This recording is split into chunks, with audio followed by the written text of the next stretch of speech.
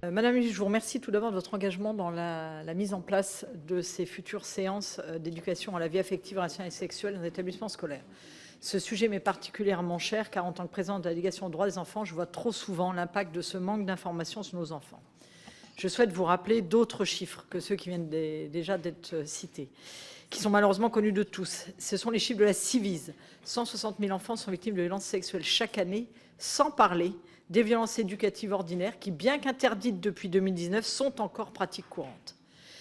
Il faut agir. Et je pense qu'un des moyens pour lutter contre ces violences, c'est que l'enfant lui-même soit conscient de ce qu'on peut lui faire subir ou pas.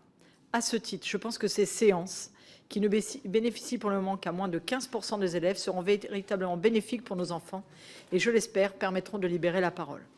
Ces séances sont également l'opportunité d'adapter le discours à hauteur d'enfants et d'expliquer aux jeunes qu'ils disposent de leur corps afin de prévenir les comportements malsains de certains adultes. Cependant, Madame la ministre, je souhaite attirer votre attention sur la mise en place de ces cours. Comme mentionné précédemment, ce sont 5,4 millions de personnes en France qui sont ou ont été victimes de violences sexuelles. Il y a donc dans cette cohorte, statistiquement, des enseignants. Je pense donc qu'il faut véritablement être vigilant sur la formation afin de ne pas brusquer ni traumatiser des enseignants qui pourraient être d'anciennes victimes. Ainsi, Madame la ministre, j'aimerais savoir comment vous envisagez la formation des enseignants.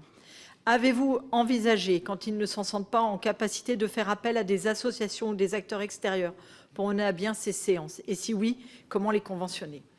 Avez-vous prévu dans cette formation un accompagnement pour appréhender les informations préoccupantes qu'ils pourraient avoir des élèves? Enfin, on sait les réticences des parents. Quand on parle d'enseignement, comment comptez-vous les associer pour que les apprentissages puissent se dérouler dans de meilleures conditions? Et pour terminer, je tiens à remercier les enseignants pour le travail de qualité qu'ils fournissent quotidiennement depuis des années pour essayer de dispenser ces enseignements. Convaincus que ces cours sont un investissement pour le futur de nos jeunes, Madame la ministre, vous pouvez compter sur notre soutien dans la mise en place effective de ces cours d'éducation au corps, à la vie affective, relationnelle et sexuelle dans les établissements scolaires.